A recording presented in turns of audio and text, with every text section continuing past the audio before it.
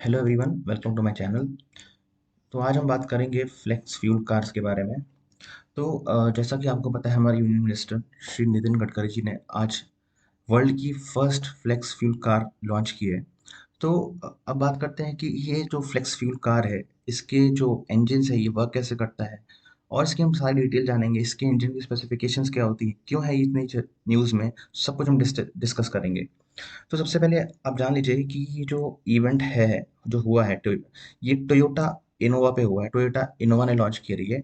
और the main thing of flex fuel, पहले पहले मैं वो फ्लेक्स फ्यूल इंजन समझा देता हूँ बेसिकली क्या होता है, फिर हम डिटेल में जाएंगे क्या है ये न्यूज़। ठीक है। तो सबसे पहले हम जान लेते हैं कि ये फ्लेक्स फ्यूल कार्स क्या होती है। So basically, flex fuel cars have an internal combustion engine which are capable of operating on gasoline and any blend gasoline and ethanol up to 83%. So the main difference between a normal IC engine और एक normal flex engine में यही होता है, जो जो हमारा flex engine है। फ्लेक्स जो वर्ड आ रहा है, कहीं ना कहीं ये फ्लेक्सिबिलिटी आपको देता है। इसमें आप जो जो इथेनॉल का ब्लेंड कर सकते हैं नॉर्मल गैसोलीन मतलब फ्यूल में, इसमें अप टू 83% कर सकते हैं। ये जो E83 इंजन लॉन्च हुआ है, 83% तक कर सकते हैं। अब बात आती है कि ये ये इतना चर्चा में क्यों है। देखिए, इस इंजन की अपनी कुछ कैपेबिलिटीज होती है, कुछ एडवांटेजेस होते हैं नॉर्मल आईसी इंजन के ऊपर। ये सब हम डिस्कस करेंगे अभी आगे वीडियो में। तो सबसे पहले हम ये समझ लेते हैं इसकी असेंबली कैसे होती है, और इसकी स्पेसिफिकेशन और इसका स्ट्रक्चर समझ लेते हैं। तो सबसे पहले अगर हम बात करें, ये हमारी है फ्लेक्सिबल फ्यूल व्हीकल। तो बेसिकली इसमें एक होता है यहाँ पे, अगर सबसे पहले आप दो मेजर चीज़ है, एक है इंटरनल कंबशन इंजन, एक नॉर्मल आईसी इंजन, और है electronic control module ECM, fuel injection system जो यहाँ पे लगा हुआ है, और एक बैटरी। ये ट्रांसमिशन पार्ट है। ये फ्यूल लाइन है, जैसे आप यहाँ पे फ्यूल टैंक है, यहाँ पे फ्यूल डलवाएंगे। यहाँ पे आप ऐसा कोई मैकेनिज्म नहीं है कि फ्यूल अलग पड़ेगा, इथेनॉल अलग पड़ेगा, नहीं। आप इनिशियली पेट्रोल पंप पर ही इसको एज अ ब्लेंड आप खरीद सकते हैं। The main advantage of this vehicle is that it can hold up to 83% of the gasoline in it. और जो आज लॉन्च हुआ है उसमें शायद 100% तक है, वो भी मैं अभी कवर करूँगा। तो यहाँ से आप फ्यूल डलवा सकते हैं। और ये यहाँ पे एक पंप यूज़ होता है, ये रहा फ्यूल पंप। ये फ्यूल पंप आगे पुश करता है हमारे फ्यूल को। ये फ्यूल जाता है आईसी इंजन में। यहाँ पे प्रॉपरली 3 सिलेंडर या 4 सिलेंडर इंजन होगा, यहाँ पे कंबशन होगा। Once the combustion is done, the whole by product is the exhaust through the exhaust valve, इससे बाहर जाता है। तो इस तरह से ये हमारा मैकेनिज्म है। ये फ्यूल लाइन मैंने समझा दी। तो बेसिक ओवरव्यू की बात करें तो ये है हमारा बेसिक इंजन। अब बात करते हैं इसमें नया क्या है। तो नए की बात करें और ये न्यूज़ में क्यों है, सब कुछ हम डिस्कस करते हैं। तो सबसे पहले न्यूज़ को देख लेते हैं। ये न्यूज़ थी जो आज आई है। तो हम देखते हैं। तो न्यूज़ ऐसी है, union minister Nitin Gadkari will launch the world first BS6 stage 2 electric flex fuel vehicle in India to push using the alternative fuel like hydrogen, flex fuel, biofuel, and decrease the country dependency on traditional fuel sources. So basically for example, अगर आपको गाड़ी run करनी है road पे, तो basically आमतौर पे जो ब्लेंड यूज़ होता है बहुत कम होता है, 8 से 10% होता है। पर ये आपको जो नया है BS6, ये BS6 स्टेज 2 जो है हमारा इंजन है, ये आपको फ्लेक्सिबिलिटी देता है। You can have a blend in a ratio that you can have up to 100% ethanol. ठीक है। और अगर हम इथेनॉल की बात करें, इथेनॉल एक कोई पेट्रोलियम प्रोडक्ट नहीं होता है।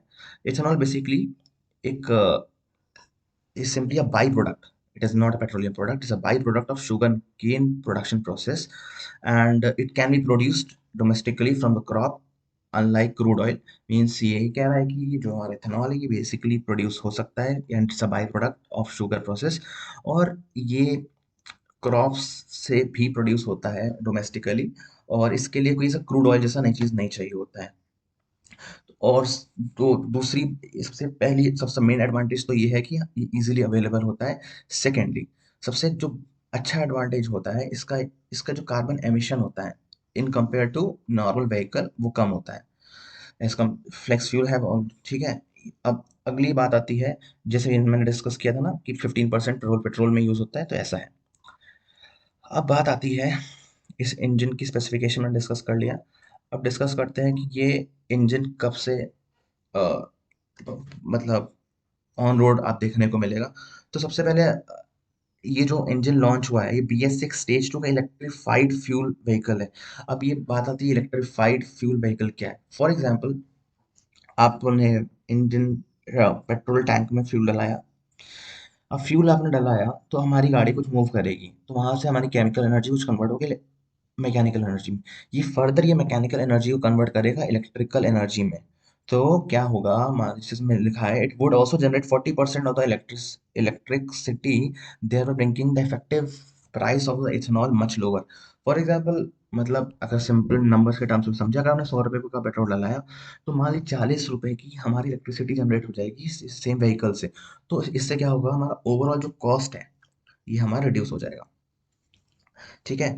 अब बात आती है कि गवर्नमेंट क्यों चाहती है कि ये हम ज़्यादा से ज़्यादा ये इंजन प्रेफर करें।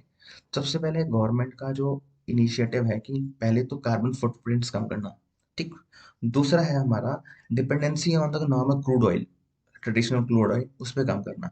तो अगर क्रूड ऑयल पर डिपेंडेंसी कम हो जाएगी तो हम लोग एज अ सेल्फ मतलब हमें किसी पर डिपेंड नहीं करना पड़ेगा। ठीक है। तो पहला पॉइंट तो ठीक ये है कि मतलब डिपेंडेंसी कम करना। दूसरा कार्बन एमिशन कम करना। जो कार्बन एमिशन होता है इसमें, जो हमारा नॉर्मल पेट्रोल डीजल कार होती है उससे हमारा कम होता है। ठीक।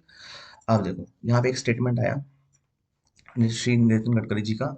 सो we have taken a lot of sustainability initiatives but we need to take more because pollution is a problem. Because ecology and the environment are very important, we need to reduce air and water pollution. We have to improve the quality of water in our rivers.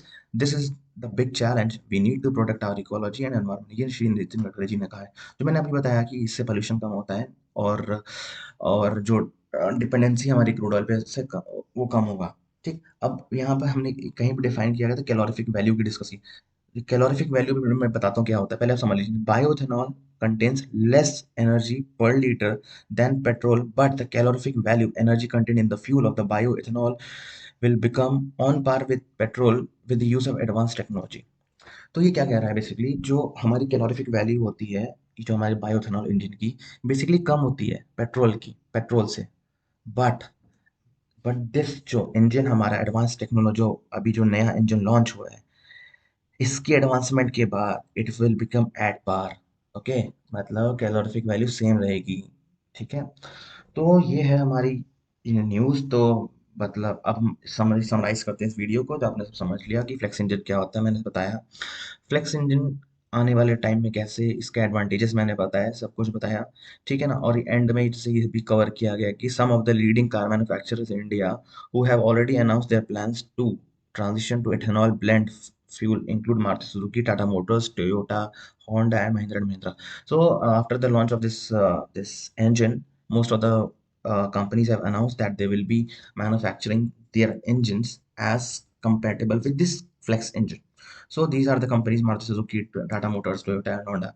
So now I'm ending with this video. I hope you like this video. Just subscribe to my channel and like this video if you have any of the insights from my video. Do subscribe, do like, and just stay tuned to my channel. Thank you.